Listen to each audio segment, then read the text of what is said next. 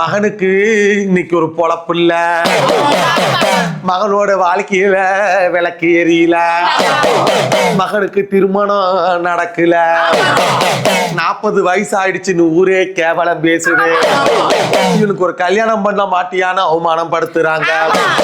ஒரு பொண்ணால தலை குனிஞ்சு நின்னது யாரடி அம்மா? ஒரு பொண்ணால அவமானப்பட்டு நின்னது யாரடி அம்மா? யாரு உங்க குடும்பத்தில் நின்னாங்க? இருந்தடத்துல மன குழப்பமா 20 வயசுலயே வந்துருச்சு அவனுக்கு.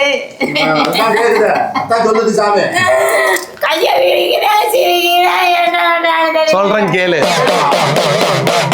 நல்லா கேட்டுக்குங்கடா மக்களை, இந்த வாக்க நல்லா கேளுங்க, என் கூட பதிலுக்கு பேசுங்க. அவன் என்ன பண்றான்னு அப்படியே செஞ்சு காமிக்கிறான்.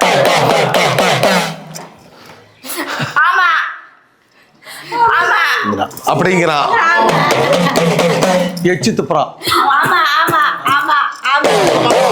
செவுத்த பார்த்து தானா பேசுறான், கட்டிலோட படுத்திருப்பான், மல்லு அப்படியே விடுறான், பல்லு விளக்கல, நல்லது கெட்டது பண்ணல, பையனை போட்டு படுத்து பார்த்துக்கிட்டு இருக்கிறான்.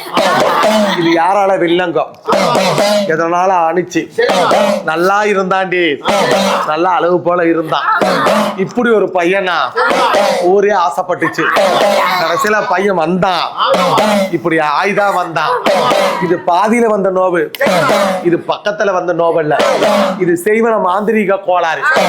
பையனோட காலடி மண் எடுத்து புத்தி மாறுற மாதிரி துணி கிழிச்சு, ஒட்டு துணி இல்லாத ஊரை சுத்தி வருந்துன்னு இது பண்ணன வேலை. பல குழப்பம், பல இடைஞ்சல், தீராத வேண, நீக்க முடியாத மருந்து, சொல்லுக்கு பாடம். இன்னைக்கு அவன் தத்தளிக்கிறான். அவனோட புத்தி அவன்கிட்ட இல்ல. அவன் படுக்கையில் அப்படியே தானா பேசுறான். அமாவாசை பௌர்ணமி அடக்க முடியல, கயிறு போட்டு கட்டண, கயிறு போட்டு கட்டண, விலங்கு போட்டு கட்டண, உடைச்சு எறிகிறான். வீட்டுல இருக்கிற பொருள் எல்லாம் உடைச்சு நொறுக்கிறான்.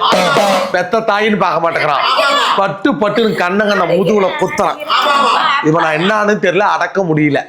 அப்புறம் கல்யாணத்துக்கு பார்ப்போம், உடம்புல இருக்கிறது முன்ன வெளியேற்றுவான். சரியா?